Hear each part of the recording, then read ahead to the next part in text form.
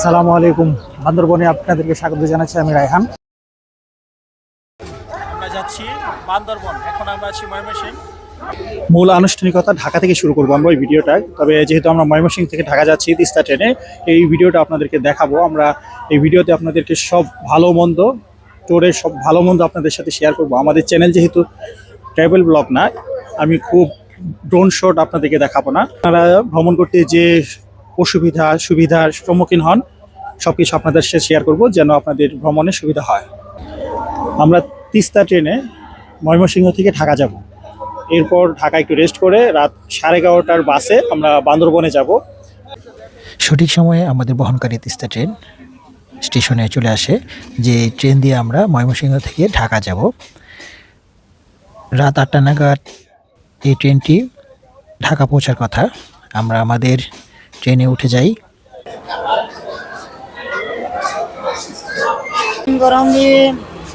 আমরা ট্রেনে উঠেছি, কিন্তু মনে হয় দুঃখের একটা ব্যাপার হচ্ছে আমরা ট্রেন দিয়ে যাব। এই ট্রেনটা বাংলাদেশ কৃষি বিশ্ববিদ্যালয়ে স্টুডেন্টরা তাদের আন্দোলনের জন্য ট্রেনটা আটকে দিয়েছে। আসলে আন্দোলনের জন্য ট্রেন ছাড়তে বিলম্ব হওয়ায় আমাদের আবার ঢাকার টিকিট কাটা আছে, সেজন্য আমরা স্টেশন থেকে বেরিয়ে যাচ্ছি। আমরা বাসে যাব ঢাকা।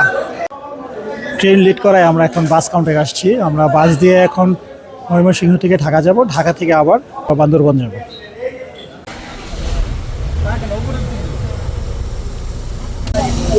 আমরা বাসে উঠেছি, ঘড়িতে এখন 7:45। আশা করছি ইনশাল্লাহ 11টার মধ্যে ঢাকা পৌঁছে যাব। আপনারা তো যে দেখেছেন আমরা ট্রেনে উঠেছিলাম, ট্রেন বন্ধ থাকায় আমাদের ঢাকা থেকে বান্দরবনের বাস হচ্ছে রাত 11:30টায়। আমরা বাসের যাত্রা শুরু করার পর আরেক বিপত্তির সম্মুখীন হই। রাস্তায় প্রচণ্ড জ্যাম এবং অত্যধিক গাড়ির সংখ্যা থাকার কারণে আমাদের বাসটি সঠিক সময় ঢাকা পৌঁছবে কিনা আমরা টেনশনে ছিলাম। আরামবাগে যাবো, যেহেতু আমাদের অনেক দেরি হয়ে গেছে। বাস থেকে নেমে আমরা একটা উবার ভাড়া করে দিচ্ছি। আসলে এক্সাইটিং জার্নি হচ্ছে আমাদের, এক্সাইটিং জার্নি। রাস্তায় প্রচণ্ড জ্যাম থাকায় আমরা এয়ারপোর্ট স্টেশনে বাস থেকে নেমে যাই। বাস থেকে নেমে আমরা উবার ভাড়া করে আমরা আরামবাগ যাব। ঘড়িতে এখন ছিল রাত 11টা, আমাদের সময় ছিল আধা ঘন্টা। এই জন্য আমরা একটা উবার ভাড়া করে বাস থেকে নেমে উবার ভাড়া করে এলিভেটেড এক্সপ্রেস হয়ে আরামবাগে পৌঁছে যাই। ঢাকা থেকে কিভাবে বান্দরবনে আসছি সেই ভিডিওটা আপনারা দেখেন। আলহামদুলিল্লাহ আমরা ঢাকা পৌঁছে গেছি। ঢাকা আরামবাগ সেন্ট মার্টিন পরিবহনের বাস দিয়ে আমরা বান্দরবানের উদ্দেশ্যে রওনা করছি। ঘড়িতে এখন রাত 11:30। আমরা যাচ্ছি বান্দরবানে। আমাদের বাস ভাড়া হচ্ছে 950 টাকা। রাত 11:30 আমাদের বাস বান্দরবনের উদ্দেশ্যে যাত্রা করলো। আমরা সেন্ট মার্টিন পরিবহনের যাত্রা শুরু করেছি। বরাবরের মতো আমাদের ট্যুরের রাতে খাওয়ার আয়োজন এটা হচ্ছে এই কাবাবটা সবসময় আমাদের বন্ধু হারুনের আম্মা বাসা থেকে বানিয়ে দেয়। আর হচ্ছে এই ডিমের আয়োজন করেছে আমার বন্ধু রাকিব। আগেই বলেছি আপনাদেরকে, আমরা ট্যুরে যাওয়ার সময় বিভিন্ন খাওয়া দাওয়ার আয়োজন থাকে, বাসা থেকেই হোমমেড আইটেম থাকে খাওয়া দাওয়া। সেন্ট মার্টিন পরিবহনের বাস দিয়ে আমরা বান্দরবানের উদ্দেশ্যে রওনা করলাম। ঢাকা থেকে বান্দরবানের দূরত্ব 326 কিলোমিটার। আমাদের সময় লাগার কথা 7 থেকে 8 ঘন্টা। ভোর 6টায় আমরা ইতিমধ্যে চট্টগ্রামে পৌঁছে গেছি। চট্টগ্রাম থেকে আমরা বান্দরবনের উদ্দেশ্যে যাত্রা করছি।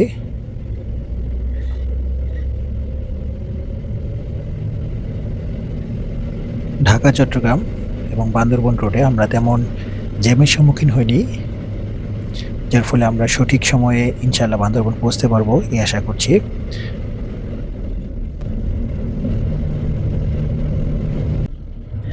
ঘড়িতে এখন সকাল 7:30। আলহামদুলিল্লাহ আমরা ইতিমধ্যে বান্দরবান জেলায় প্রবেশ করেছি, যদিও আমাদের প্রায় আর আধা ঘন্টা জার্নি করতে হবে। ঘড়িতে এখন সকাল 8টা। আলহামদুলিল্লাহ আমরা বান্দরবানে পৌঁছে গেছি। বান্দরবান বাস স্ট্যান্ডে আমাদের বাস থেমেছে। আমরা সুস্থভাবে আলহামদুলিল্লাহ বান্দরবান পৌঁছে গেছি।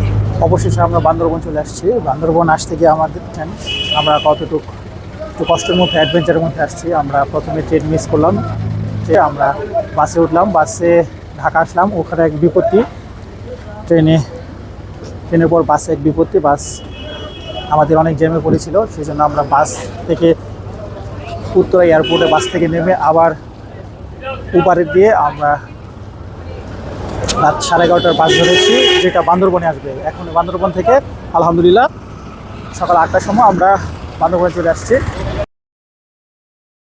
আমাদের মোট জার্নি হয়েছে 14 ঘন্টা। আমরা এই ভিডিওটা এখন শেষ করি। বান্দরবন আমরা 3 দিন থাকবো, সম্পূর্ণ ভিডিও আপনাদের সাথে থাকবেন, আশা করি ভালো থাকবেন।